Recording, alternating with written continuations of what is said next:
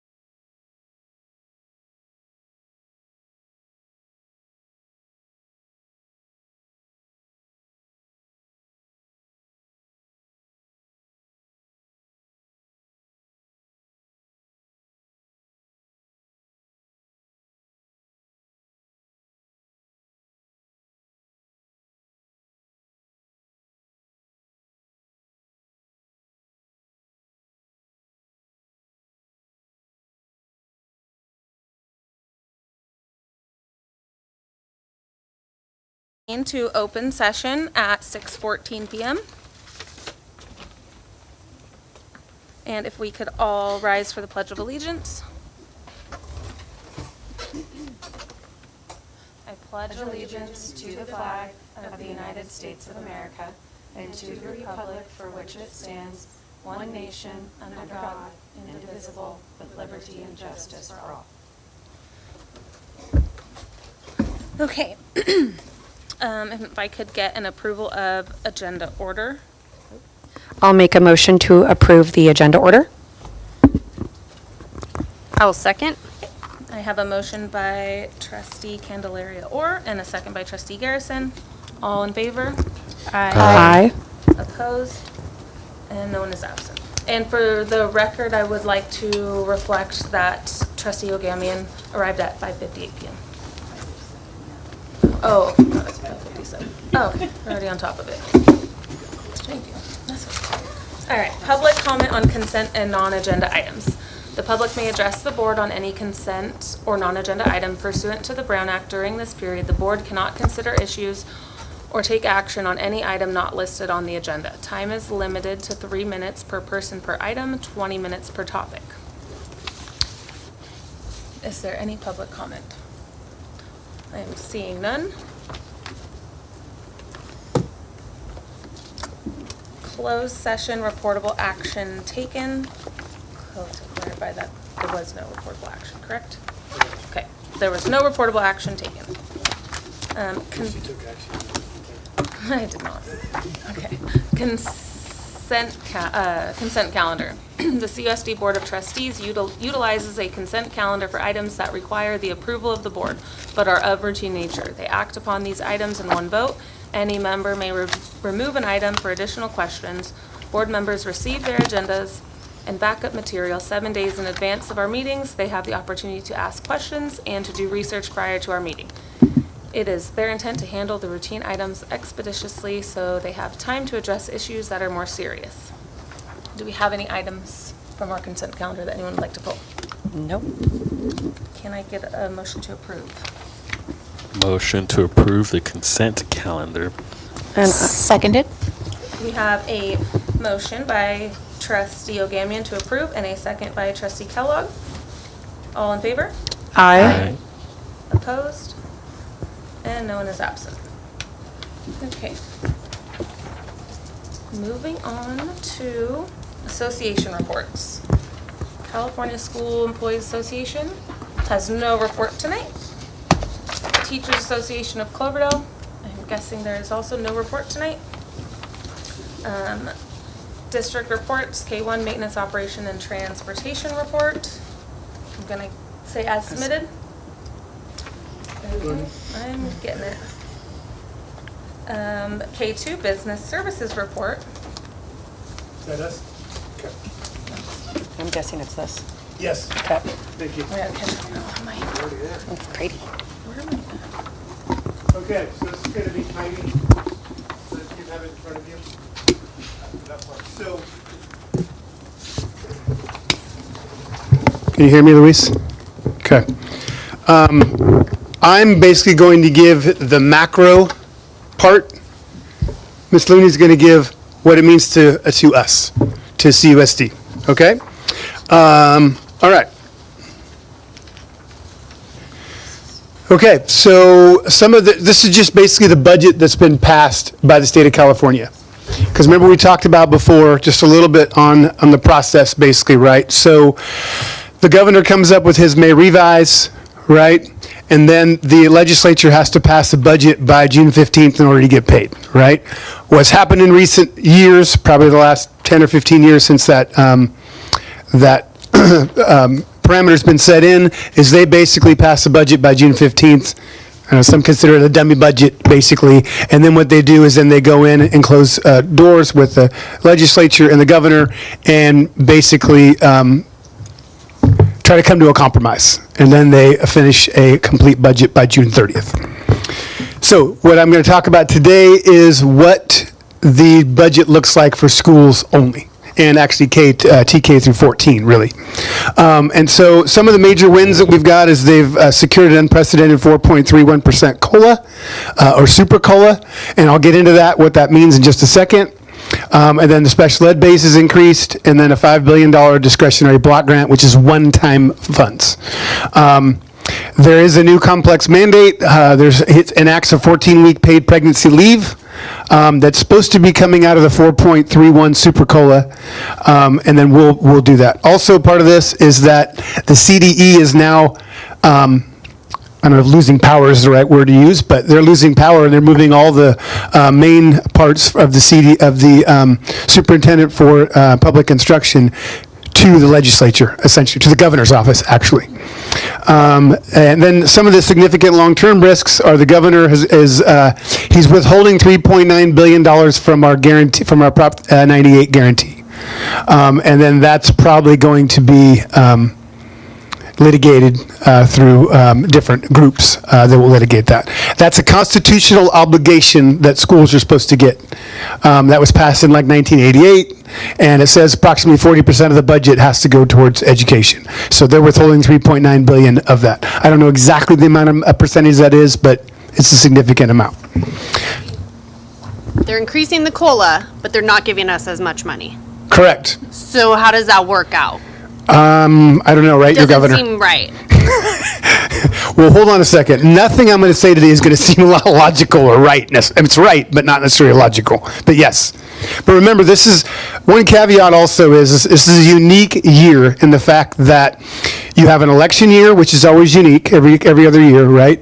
You also, what makes it more unique is you have a governor who's going out, and also potentially that governor is going to be running for president, right? So there's a lot at stake right now. And so my opinion is he's distancing himself from some measures, I think. And one of those would be like, I think the mandate coming back to work, forcing people to come back to work. I think there's a lot of political posturing going on. And so I think that he is, when I'm talking about he, I mean Governor Newsom is looking at other things that I think he's trying to become electable on the broad scheme as opposed to just in California. My opinion only, that's it. We'll get to you in a second. So the COLA it's a bit of a shell game on the COLA. So the COLA, as you can see, the statutory COLA is the second line in there, which is 2.87. That's the actual COLA. And the COLA is a cost of living adjustment, and it is basically, for the lack of a better term, it's basically the way that the increase in expenses, essentially, and costs, right? Is to try to keep everybody whole. We all know that it never keeps up with it, but there's a formula that comes up with it. It's going to take too long to explain the entire formula. So statutory COLA and the categorical programs received the 2.87. The state preschool COLA only received a 2.01 rate. Don't ask me how they got there. But the super COLA essentially adds, as you can see, a little bit of an amount, a little less than 2% above the regular statutory COLA. And the next slide is going to show you why he's doing that, okay? He is doing that because and again, this is ongoing money, however, he's tying that so you can pay for the new pregnancy leave thing, right? Now, granted, it doesn't really take into effect of how many people could be pregnant, right? Or not, right? And so it's an interesting way to be able to pay for a new mandate. So basically the parameters is they get up to 14 weeks of paid pregnancy disability leave, which again, I don't necessarily disagree with that, but we got to figure out how to pay for it, right? And it starts on January 1st, 2027. And so there's basically everybody, it's classified, certificated, school districts, county offices, charter schools, JPAs, and so on, anything that's publicly funded. Funding mechanisms and rules, so basically they have funded the super COLA to be able to absorb those increased costs for that. And then leave cannot be deducted from any of their employee deductions, or it's not going to be held for retirement, blah, blah, blah. So, and that's all in that part there. We'll get to you in a second. So the discretionary, one-time discretionary block grant, we got it this year as well, last school year as well. And so they're increasing it. And so they're giving us another one. And again, this is one time as far as that goes. And so it is, as we know, it's not good for ongoing costs, right? Because these are one-time monies that we're getting, a la COVID, right? Remember, we got a lot of funds one time in there, right? This is a certain amount that's going to be based upon per ADA amount. And that would be about how much? $378,500. So it's about $378,500 for our district of that part. Per student? No, that's how much our students would garner, yes. That would be awesome, though, if it was 375. Yeah, about 380,000, yes, about 375,000. Okay? Decimals the other way. Which is significant, right? It's a significant amount, except for, again, it's a one-time fund thing. Any questions with that block grant? And it relatively comes with little strings attached. Relatively. And then some other stuff. So the special ed rates also are increasing to the tune of about $1,340 per ADA, and that's increasing to that amount. It's not increasing by that amount, and so that would net us about what? $693,775. About almost close to $700,000. So as we talked about before during our budget presentation, right, is right now we have about a $3 million encroachment from special ed into our general fund, right? So this would alleviate 600,000 of that. So that would go down to about 2.4 million encroachment instead of 3 million, right? Which does free up, and this is ongoing money, right? So it does free up that part. The ELOP, which is expanding learning, which is our champions in summer school, and that stuff is increasing. However, we are not getting an increase because we are already above the 55% unduplicated count. So this is basically, if people don't have as many unduplicated students to meet the 55% threshold, they're going to get more. But we're at like 71%, so we're already getting that. So we're not going to get this extra funding. And the reason for that is if you're lower, it doesn't mean you have any less costs, right, to be able to do it.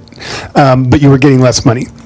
And then a couple other things, the Community Schools Initiative, which we are not community school things, so we don't get that. And then the kitchen infrastructure, we actually got $50,000 for that on the kitchen infrastructure grant part, for that part. And of course, that has to be spent in the kitchen, or kitchens. Right? Please stop me if you guys have questions. All right? This is just a little quote, basically. So this is for the $3.9 billion withholding precedent. They've done this the last couple years where they've withheld some money that's statutorily guaranteed for us. So, they always true up the year later, but I don't know, I would argue, is it a true up? Because we know that $3.9 billion this year is not worth $3.9 billion next year, right? So that's where the true up is kind of in quotes, essentially there. Questions about that? As you can tell, I used AI to create this. I put all the information in and it did it, so anyway. So then this just shows the trend of Proposition 98 funding trends. The state of California budgets on 3 different years. They do the year behind, the current year, and then the next year. Right? And those are always changing. So it does show that it's increasing, right? And that has to do with the COLA for that part. Okay? I think you're done, right? Or do you have one other thing? I just wanted to make sure.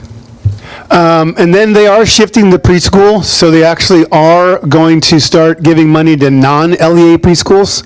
And what that means is private preschools can be able to get some money as well. I don't know where this comes from. I'm just throwing that out there. And then they are, anyway, you could read that stuff. I'm not going to read it for you.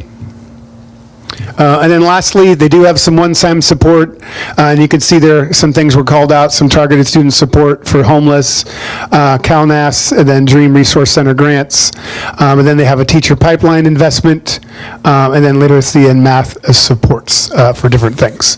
But those are, they're complicated how they do. I'm just kind of showing you the different things that are in that budget. But we hit on some main themes that will be for us. So in all, what we're probably increasing around $1 million, I would say, give or take.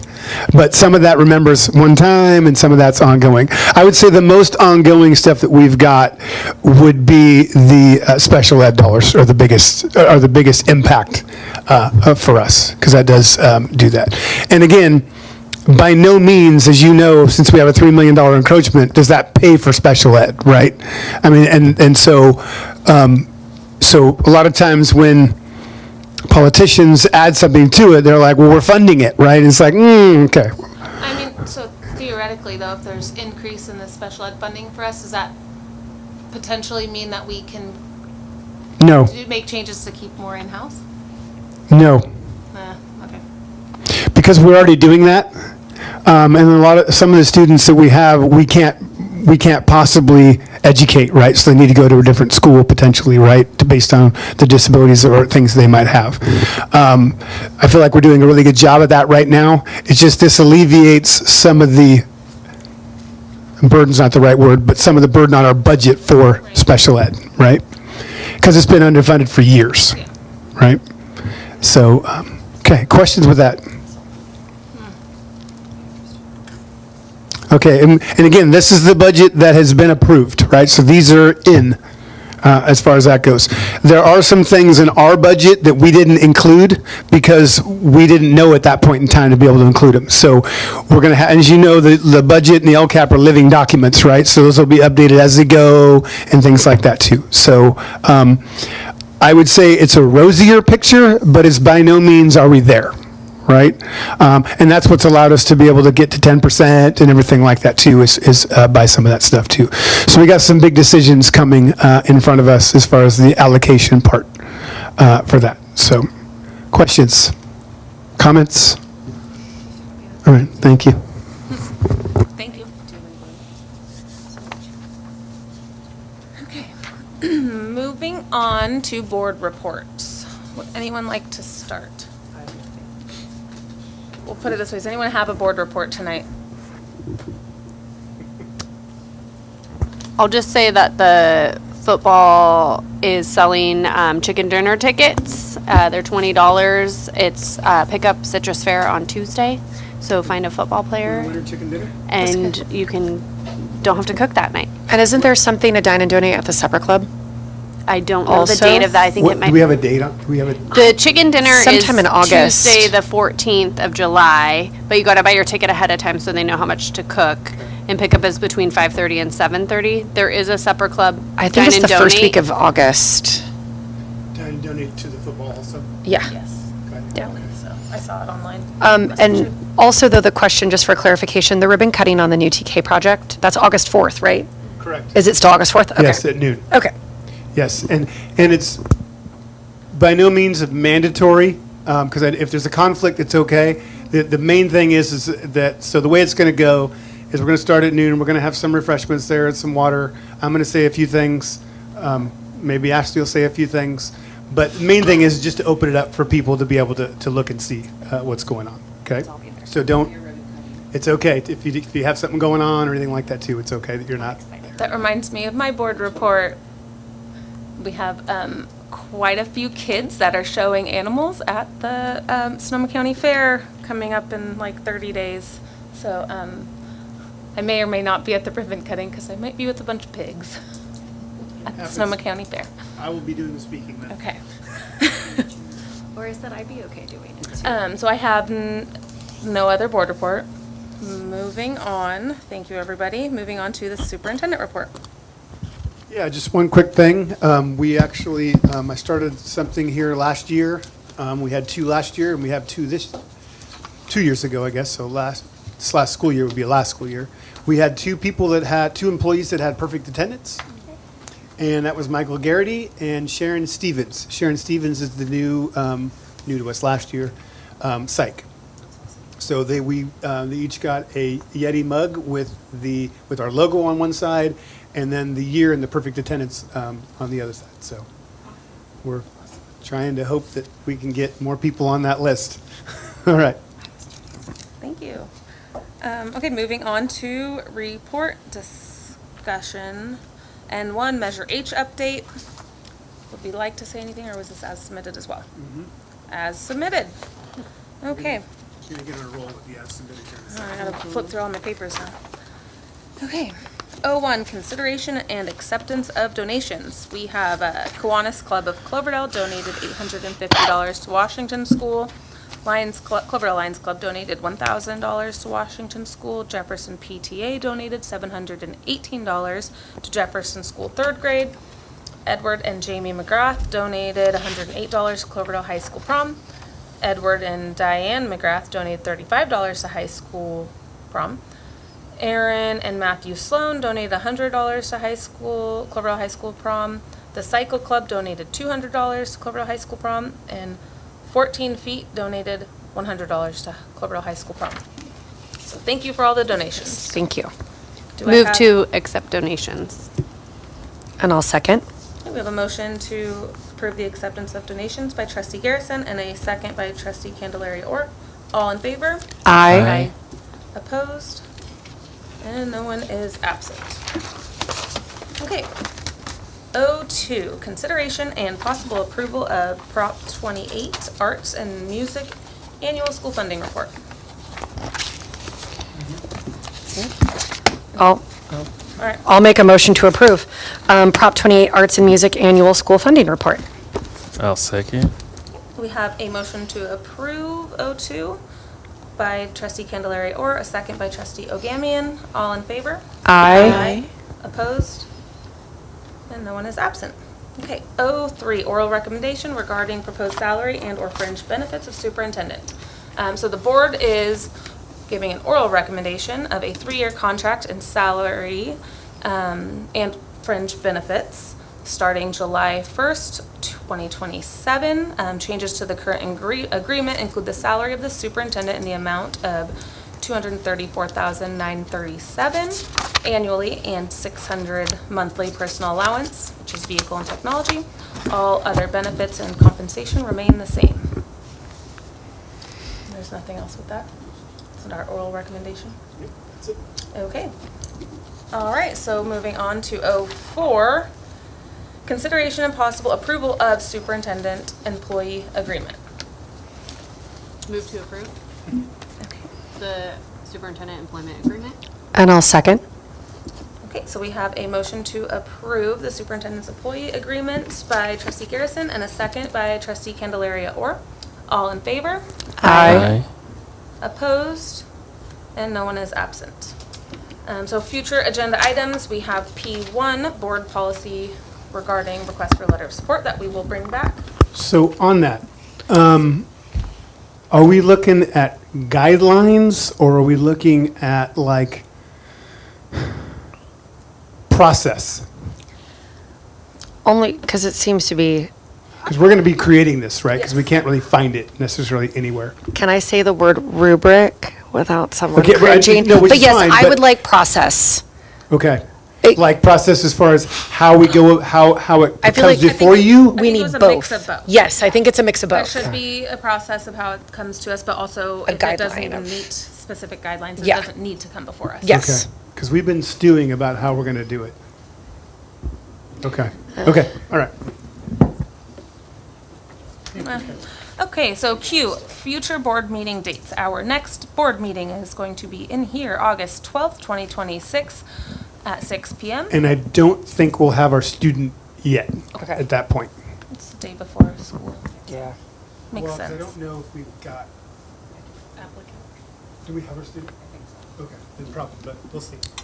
To be announced. All right. After that, we have September 9th, 2026, regular board meeting at 6 PM in here, October 14th, 2026, at 6 PM in here. And with that, can I get a motion to adjourn the meeting at 6:38 PM? I'll make a motion to adjourn the meeting at 6:38 PM. I'll second. Okay, we have a motion to adjourn from trustee Candelaria Ort and a second by trustee Kellogg. All those in favor? Aye.